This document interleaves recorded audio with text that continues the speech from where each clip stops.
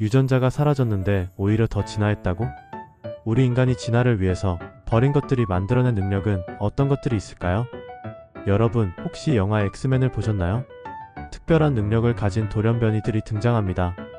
인간을 초월한 힘은 무엇이든 할 수가 있죠. 하지만 현실에서 인간의 진화는 영화 속 돌연변이처럼 새로운 능력을 얻는 방향만이 아닙니다. 오히려 무언가를 잃어버리면서 더 강해진 경우가 많습니다. 생각해보세요. 우리가 과거보다 더 똑똑해지고 오래 살 수 있으면 더 강한 존재가 된 이유가 사실은 유전자를 잃었기 때문이라면 믿어지시나요? 예를 들어 인간은 비타민C를 합성하지 못합니다. 요산을 분해하지 못해 통풍이 생기기도 하죠. 피부색이 변한 것도 결국 유전자 변이 때문입니다. 언뜻 보면 결함처럼 보일 수도 있지만 사실은 환경에 적응하기 위해 선택된 결과입니다. 그렇다면 이런 유전자 손실이 어떻게 인류를 더 강하게 만들었을까요? 오늘은 인류가 잃어버린 유전자가 우리를 어떻게 변화시켰는지 흥미로운 이야기로 풀어보겠습니다. 우리는 왜 비타민C를 만들지 못할까요? 대부분의 포유류는 비타민C를 몸에서 합성할 수 있습니다. 그런데 인간을 포함해 박쥐, 기니피그 같은 몇몇 동물들은 비타민C를 직접 만들지 못합니다.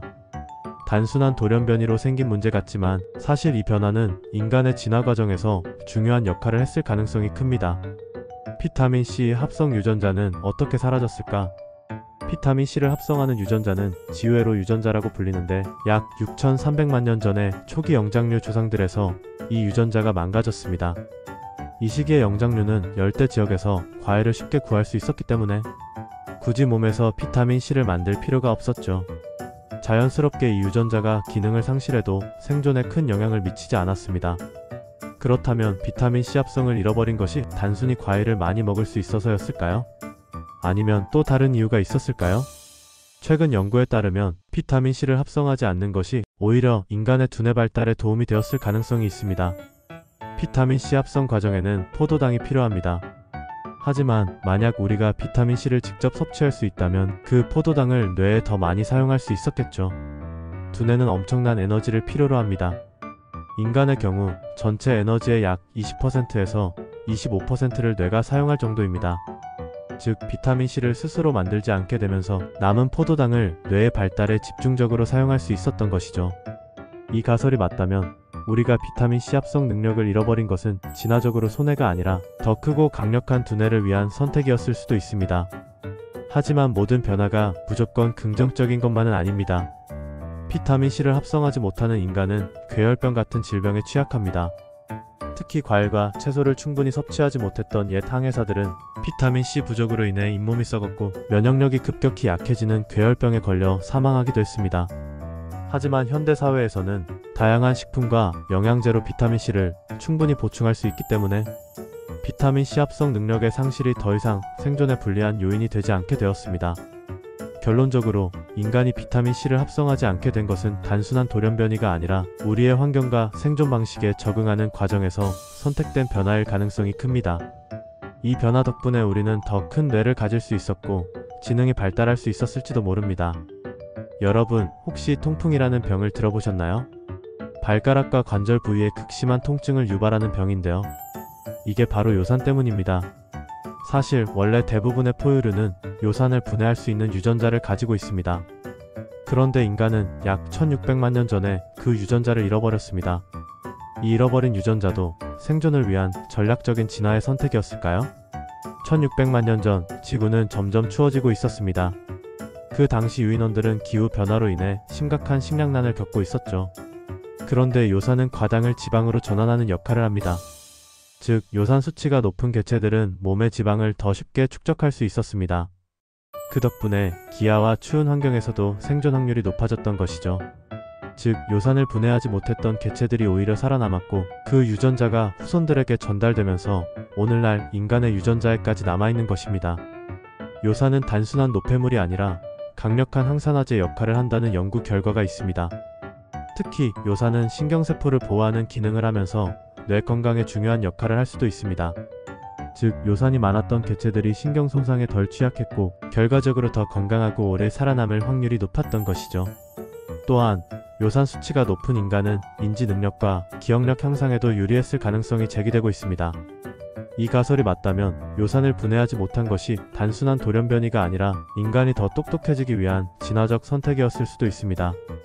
예전에는 요산이 지방을 저장하는 데 도움을 주고 뇌를 보호하는 기능도 했지만 현대 사회에서는 정반대의 문제가 되고 있습니다. 오늘날 우리는 너무 많은 음식을 섭취하고 활동량은 줄어들면서 요산이 과도하게 쌓이는 상황이 발생합니다. 과거에는 생존을 위한 장점이었던 요산이 현대에서는 통풍, 신장결석, 고혈압, 심혈관 질환 등의 원인이 되고 있는 것이죠. 즉 1600만 년 전에는 유리했던 것이 현대 사회에서는 오히려 건강 문제를 일으키는 요소가 되어버린 것입니다. 마지막으로 모든 인류는 왜 저마다 다른 피부색을 가졌을까요? 왜 사람들의 피부색은 지역과 나라마다 다를까요? 과학적 정설은 인류는 아프리카에서 시작했고 초기 인류의 피부색은 짙은 갈색이었습니다. 하지만 시간이 지나면서 유럽, 아시아 등 다양한 환경에서 살아가면서 피부색이 변하기 시작했죠. 과연 어떤 이유 때문일까요? 우리가 피부색을 결정하는 가장 중요한 요소 중 하나는 햇빛입니다. 햇빛을 많이 받으면 피부가 어두워지고 적게 받으면 피부가 밝아지는 것이죠. 이유는 바로 비타민 D 합성 때문입니다. 비타민 D는 뼈를 튼튼하게 하고 면역력을 높이는 데 필수적인 영양소입니다. 그런데 이 비타민 D는 음식으로 섭취하는 것도 가능하지만 우리 몸이 햇빛을 받아서 직접 합성할 수도 있습니다. 문제는 고緯도 지역, 즉 유럽이나 아시아의 북쪽 지방처럼 햇빛이 적은 곳에서는 비타민 D를 합성하기 어려웠다는 점입니다. 따라서 피부색이 더 밝은 사람들이 햇빛을 더 잘 흡수하면서 비타민 D를 충분히 만들 수 있었던 것이죠. 반대로 아프리카처럼 햇빛이 강한 지역에서는 피부가 더 어두운 것이 유리했습니다. 왜냐하면 자외선은 너무 많이 받으면 피부암이나 DNA 변이를 일으킬 수 있기 때문입니다.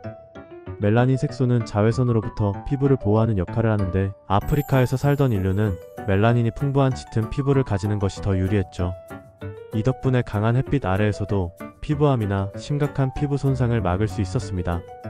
즉, 인류의 피부색은 단순히 외형적인 차이가 아니라 환경에 적응하기 위한 진화의 산물이었습니다.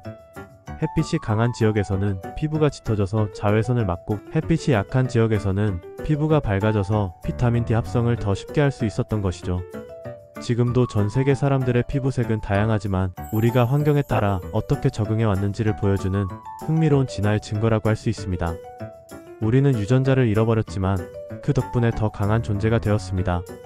진화는 반드시 새로운 것을 얻는 과정만이 아니라 불필요한 것을 버리면서 더 효율적인 방향으로 나아가는 과정일 수도 있습니다. 그렇다면 미래에는 인간이 또 어떤 유전자를 잃게 될까요? 더 이상 필요 없는 신체 기능이 사라지고 새로운 형태로 진화하게 될까요? 여러분은 어떻게 생각하시나요? 여러분의 의견을 댓글로 남겨주세요. 이 영상이 유익하셨다면 좋아요, 구독, 알림 설정 부탁드립니다.